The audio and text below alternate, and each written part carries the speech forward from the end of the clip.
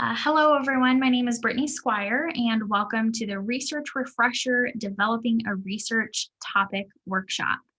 This session is being recorded and will be available on the Forsyth Library YouTube channel after today's session. I also want to note that just by joining us today, you are eligible for a giveaway, a prize basket. And so if you stick around until the end of the session, we'll be sure and award that then. So without further ado, I'm going to go ahead and pass the program over to Kelly Hovinga, one of our instruction librarians. Hi, thanks, Brittany. So a little bit about myself. I am the social sciences librarian. And what that means is I help students with research, citation, I do instruction sessions about specific databases, so on and so forth for the social sciences, which are leadership studies, communication studies, sociology, criminal justice, and communication studies. Did I already say that one? Well, communication studies. So basically 5 different courses. And the focus of this session is I'm going to show you where to look for topic ideas. I'm going to give you some examples of how to break down topics into concepts for research, and then where to go to help. So some really basic stuff. So also, there is going to be a participation component later on in the session, so be prepared to talk or type into the chat. And I will do my best to actually look at the chat, which at times can be relatively challenging when we are in a Zoom environment. So let's talk about how to develop a topic, which I know is probably one of the least interesting things to think about when you're doing research, but it also happens to be one of the more important ones. It's the step everyone always skips, and as a consequence, they encounter trouble later on. Because if you start off with a really solid topic, it's going to make your job so much easier down the way. So taking that first 15, 20 minutes to really ground down on what you want to research and talk about is going to be so helpful. So there are about 5 steps for making a really good topic. And the first one is to read the assignment. I know, very duh, but trust me, it's important. Then it's come up with a general idea and then do background research. So this is a step that people tend to miss when they are in the research process. There's an assumption that you only are doing research once, but really there's actually multiple stages when you do research and write a paper. And we're going to talk about that a little bit. And then from there, we're going to do some brainstorming about the topic and how you want to focus in and narrow it down. And then from there, we'll talk about writing research questions, which is also super important. And I'm going to tell you why as we go. So let's get started. Everyone give me a head nod if we're following or a thumbs up if we're ready to go. All right, excellent. So always read the assignment first. And here's why. Usually your instructor is going to give you advice on what they want to see in the paper later on. They're going to have resources that they want you to use, requirements. So maybe you're only allowed to use scholarly articles. Maybe they want you to take a film and interpret the film. There's going to be requirements and learning goals. And the learning goals is really important. So I know that's the thing that we tend to look at and our eyes skim over it and we keep going. But if you actually pay attention to the learning goals, you have an idea of what the instructor actually wants you to get out of the assignment. And you can build how you work on your assignment to that learning goal. And you're probably going to do better on the paper if you focus on what those learning goals are. And then look for components. Do you need to have a literature review? Do you need to have a section where you discuss data? Do you need to have an infographic? These are all questions that you want to answer before you actually start researching or decide on a topic, because there are certain topics that are going to lend themselves better to different types of assignments. And then also, if they provide you a rubric, absolutely read it. The rubric is one of the best things that you can read before you start researching, because that's going to tell you how you're graded. And then finally, if you need clarification, ask for it. A professor is never going to get mad at you for asking for clarification. They will grade you poorly if you don't ask for clarification and do it wrong. So always ask for clarification. Do I have any questions about all that? Am I making sense? Give me a, all right, solid. Okay, so let's talk about getting a general idea. Now, the thing about this is everyone has a different way of doing it. I remember going back when I had to write undergraduate papers, and one of the first things I would do is I would literally Google it. It's a very common practice, and that's okay. This is a stage in the process where if you want to Google something, Google it. Just be aware and conscious of some of the things that you might encounter. Another ways you could do it, and this is also something I used to do, is I would look at my textbook. I'd go to the table of contents, I'd look through it, and I would find a topic that sounded vaguely interesting. And then I would research more about that or read the textbook itself. You also might have class notes. Ideally, you're actually taking class notes, and something in there is going to be helpful to you. Another thing you could do is encyclopedias, and then finally ask your professor. If you have no idea where to go with an assignment, talking to your professor is a great idea. Another option is come talk to me or any other librarian. We are there to help you during every single stage of the research process, including before the research process even starts. So feel free to reach out to someone and find someone you can talk to serve as a sounding board. But the main key here is to find something you care about, something that you actually find interesting. Because research is a lot of work. It's a lot of effort. It takes time. And if you are spending your time on something that you don't care about, one, it becomes an agonizing process as opposed to actually learning something. And two, I assure you, your instructor can tell when you're writing about something you don't care about. If you're bored, the person reading is absolutely going to be bored as well. So make sure it's something you care about. Now, the next stage, the third stage, the important stage, background research. And the reason is it's really hard to write about something or narrow down your topic for that matter if you don't know enough base information about the topic. You need a foundation before you can start asking really interesting or good questions. Now, I'm going to raise my hand for this. How many of you have read a Wikipedia article before you started researching? Because I've done it. Yeah, it's common. It's not a bad thing, just never end on Wikipedia. The idea is that you need that foundation so you know what to start asking. Now, you can use Wikipedia, but the library also has a lot of different databases or encyclopedias that you can use for that background information. In fact, I'm going to show you one of those right now. So if you go to the library homepage, where we are right now, you've got this major search everything bar right here, and I've got a weird glitch on my page, so ignore it. But you've got this search everything bar right here, and that's our catalog. And that has all of our information, and this is usually where students immediately start searching. Don't start searching right here when you're looking for background information. Instead, there are a couple of resources that are going to be a little bit more helpful for you. So if you click on this button that says Research Databases, it'll take you to the 220 databases you have free access to as a library student. All right, well, an FHSU student.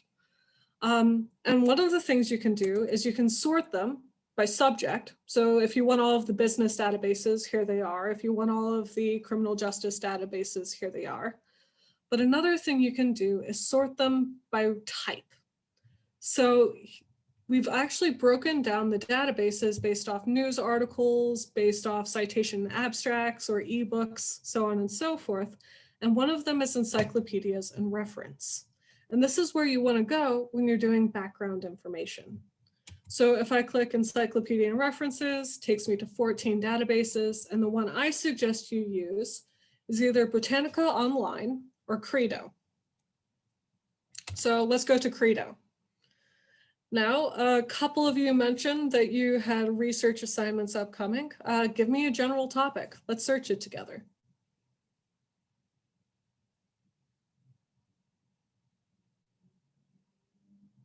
or even just something that you're vaguely interested in. We can search that too. I'm probably going to be doing something about poverty and its effects on nutrition. Ooh, interesting. I like that. So let's do poverty and nutrition.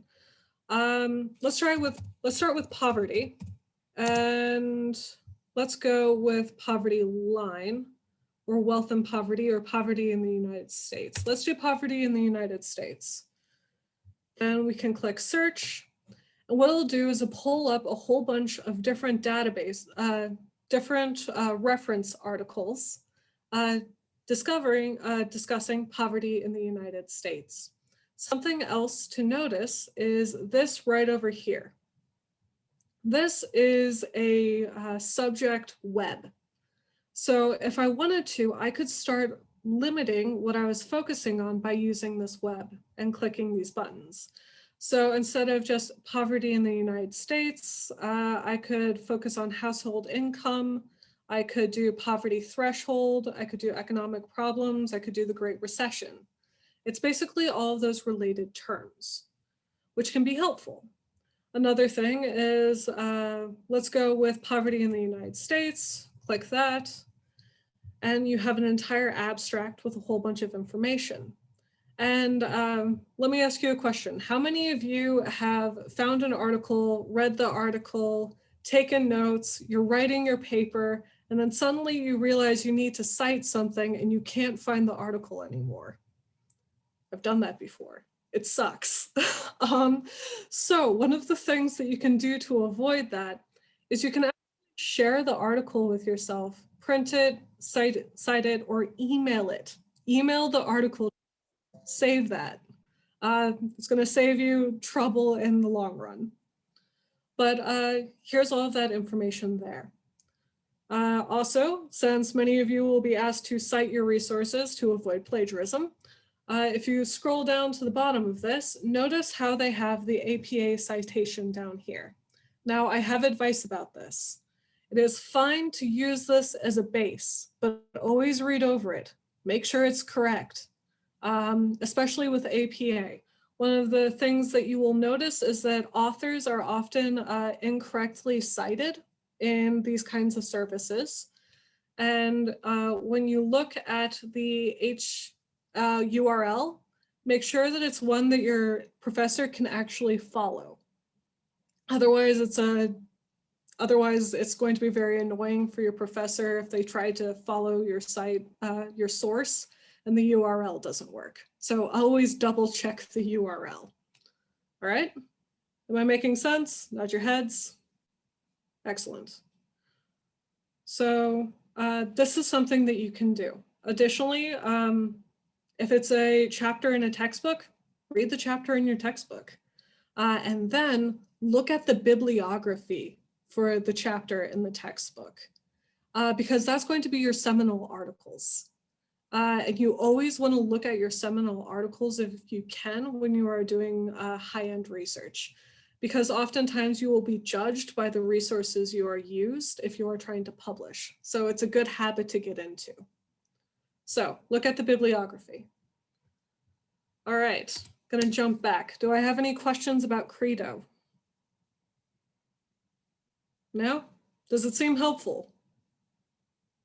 Excellent, good. All right. A quick question, Kelly.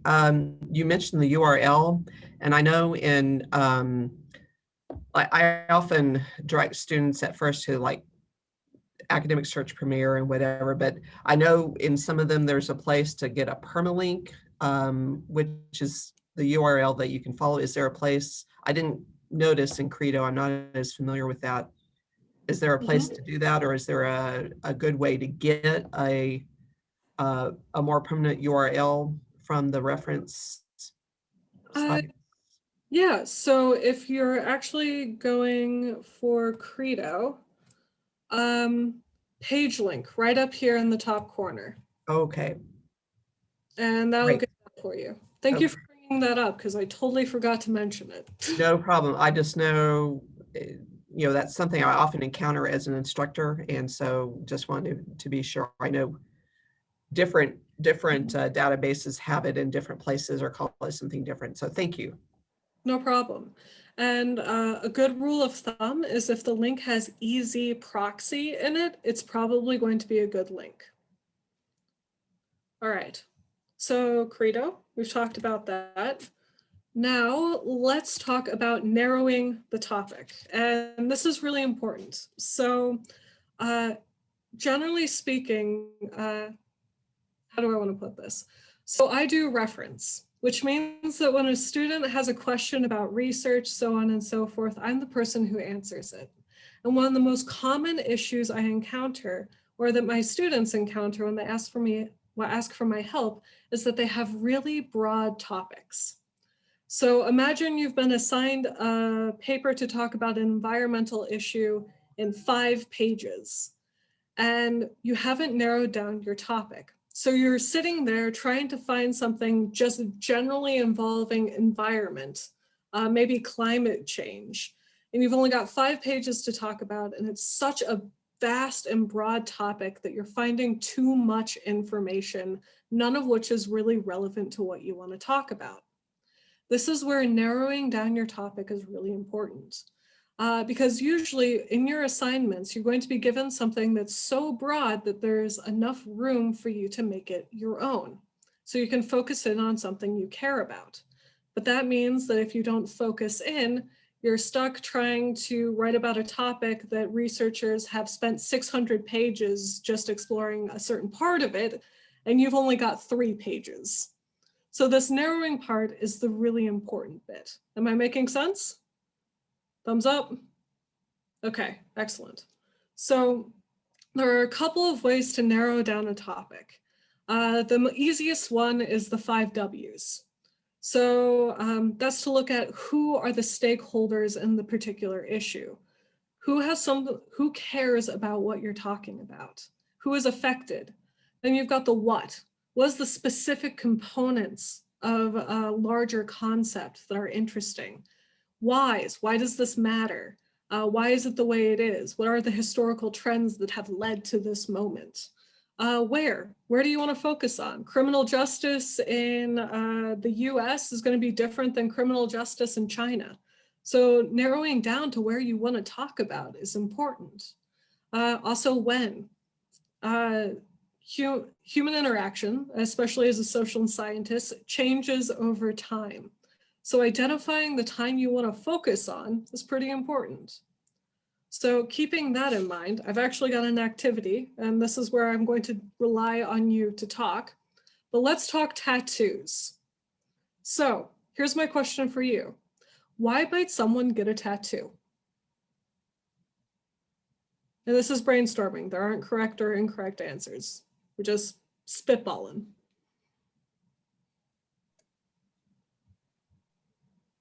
All right, we have chat.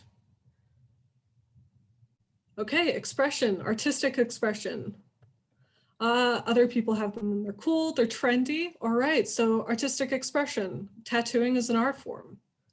Or remember an event or person, a memento. One of my best friends from college has a tattoo that he got with both of his sisters, his mother and his grandmother, and they all have the same tattoo. And it's a memento for their grandmother because she always wanted to get a tattoo, but she didn't want to do it alone.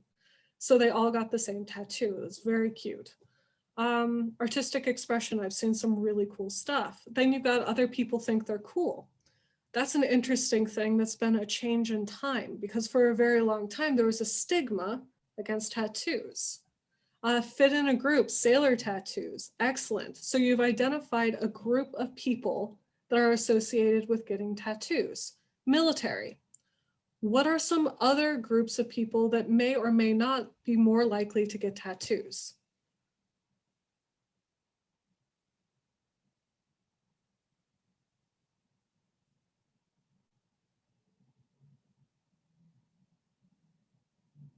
And I recognize that every group is different. We are not stereotyping. We are looking for connections. Yes, okay, so we have native group tattoos. Maury, excellent. Rural versus urban, all right. Professionals may not have them, but not visible. You've actually identified a reason why people might not want to get tattoos, which is that their workplace are against them.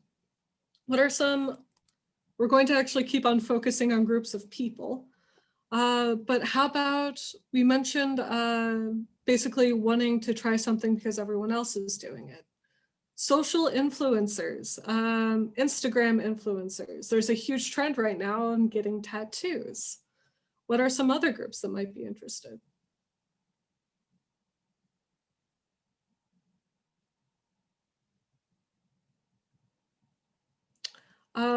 So before I was a librarian, I actually studied Russian history. And one of the groups that I focused on was the Russian criminal population during the Stalin purges. And tattooing was a very common practice in Russian prisons during that time. And in fact, it was an entire language. It's fascinating to think about it that way. Then another group of people that may or may not get tattoos is people who suffer from seizures. So it's actually a common practice to get your medical information tattooed on yourself because you can't rip a tattoo off like you can a bracelet. So in the cases of emergency, you might get a tattoo. All right, we already talked a little bit about you might not get a tattoo because they can't be visible.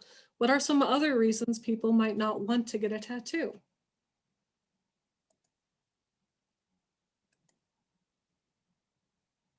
Painful, fear of needles. In my case, I had an opportunity to get a tattoo from the back of a van in St. Petersburg. I chose not to do that because that's how you get tetanus.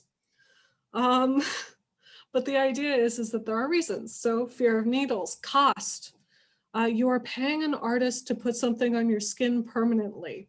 You really want it to look good. And usually that means money. What are some other reasons?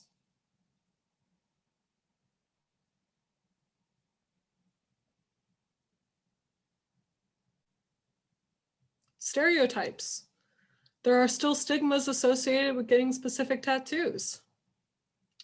Access, brilliant, yes. When I was looking at getting a tattoo recently, I realized that I probably wanted to go to someplace like Denver. All right. So are you getting an idea of what we're doing here? We're taking a very broad concept like tattoos and we're breaking it down. So instead of having a topic like tattoos, we could make it something different, like how have tattoo trends evolved in the United States since the 1920s? Or what are the social implications of getting a tattoo in the military? These are all examples of focuses that you could take for a smaller paper. Instead of trying to talk about the history of tattoos in 5 pages, you could instead talk about recent trends in professional sports towards more tattoo acceptance. Is this making sense? And notice how I was pulling on background information. So I already knew about Russian tattoo language cultures. That's something that comes from background information. And it's why that background portion of research is so important. Otherwise, you're going to miss avenues of research that you wouldn't know was there. So let's keep going. 5, the final step, developing a question. And there's a reason why I've included developing a question as part of developing a topic. And it comes down to determining if a source is actually relevant. So there is a tendency, especially if you've staved off researching till the last minute, to grab whatever first articles show up. That's not necessarily going to help you with your research topic. Instead, if you come up with a research question, it becomes a lot easier to decide which articles you should use. And that's because you can ask yourself, does this help me answer my question? And if the answer is no, you don't want the article. So always ask yourself, does this help me answer my question? And then the final point, and the other reason why it's really important to develop a question as opposed to a vague topic, is because the goal is to learn something. Ask a question you actually want to know the answer to that you're not quite sure about. Otherwise, you're spending a lot of time not learning, thus defeating the purpose. So ask yourself a question, something that you really want to know and that you're not sure about. And if you think you know the answer, allow yourself space to learn something new and change it. Give yourself room for discovery. All right? So let's talk about questions. There are lookup questions and there are exploratory questions. And lookup questions are not what you want for your research assignment. They're simple, they're specific. You can usually answer them with one resource. There's concrete answers, something that's probably false, something that's probably true. And then this is the background research. This is the stuff that you need to know so you can ask really interesting questions. And you basically create a list of all of your lookup questions, think about them, find your answers. And then once you've got all of that, that's when you start asking your exploratory questions, which are complex. They're broad, they require multiple sources to answer because there's different ways of looking at them. And you have to come up with your own answer, not just from all of the resources that you're finding, but using your own logic, your own perspectives, your own experience, and putting that together into a new form of knowledge. They answer questions like how or why, something complex, something different, and there's always room for argument. It isn't necessarily a correct or incorrect answer because the issue is complex enough that we haven't come up with the solution yet. So that's what you're looking for. And these are what your topic questions are. So keep that in mind. What makes a good topic question is it's complex, it's specific about a group that you can talk about in the time given, but there's argument to it. There isn't a correct or incorrect answer. There's a more correct answer based off research, but there isn't a correct or incorrect answer. Does that make sense? I mean, hot, yeah, no, thumbs down. Are we dying of boredom? All right, let's keep going. So this is the idea. Making yourself an exploratory question for your topic so you can actually research it. And from there, that's what you develop your keywords or how you do keyword searches. So instead of typing tattoos into the search bar, you type something like tattoos, sailors, United States, and you find more specific articles. That's the idea. And I'm going to show you how to do that really quickly, depending on if we have time. Yes, we have time. So I'm going to show you how to do that. If you go to the library homepage, notice this advanced search link at the top. When you are searching library resources, always click this. And this is going to allow you to search multiple terms at once. And this is the best advice I can give you when you finally are on the research stage of your research project, because you want to search multiple terms at once so you get focused, useful articles. Am I making sense? All right, so remember, use the advanced search link. Very important. The next thing I want to point out to you is that sometimes we might not have an article you want. That's not a problem because the library is there to help you basically get the articles you need. Never pay for access to something, we will get it for you. So how many of you have heard of interlibrary loan? Yes, excellent. This is a service that is available to all of our faculty and students. And if you find something that you want to use, but you don't have immediate access to it, you can request it through interlibrary loan. And you just have to create a free account, send in a request, and in a couple of days, we'll send you a PDF of the article that you're looking for.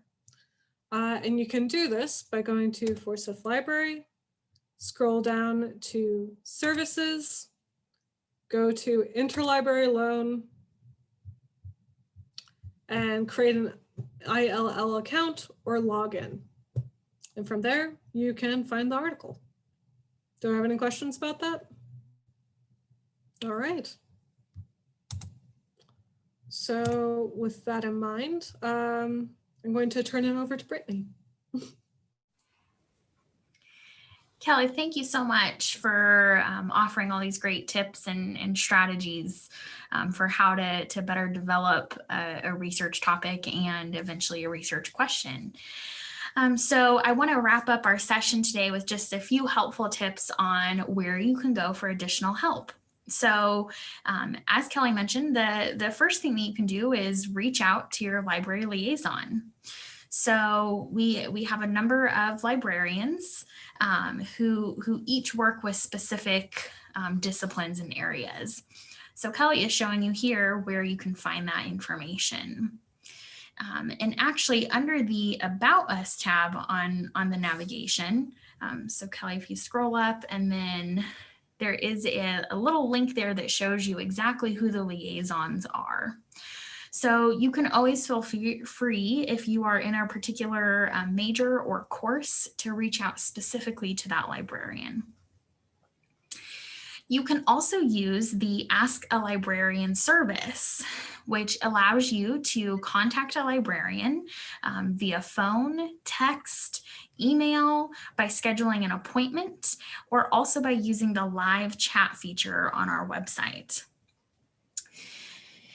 Then I want to show you how to have research help at your fingertips. So Kelly's going to pull up here. Just one more slide. There you go. So if you all have a mobile device handy, I would encourage you to take that out now and take a picture or scan the QR code on the screen. And this will give you instructions to install our library research help app on your phone. On this app, you will have access to the Ask a Librarian service and the different methods of contact. You will also have easy access to Forsyth Library tutorials, as well as our subject and course guides. So when you're looking in particular areas, topic areas of interest, you'll get recommended research databases, as well as information on who the liaison librarian is for that particular topic. So as I mentioned earlier, this session has been recorded and will be made available on the Forsyth Library YouTube channel. But I also wanted to note that the library hosted a series of workshops in fall 2020, and those were offering research tips that were college specific.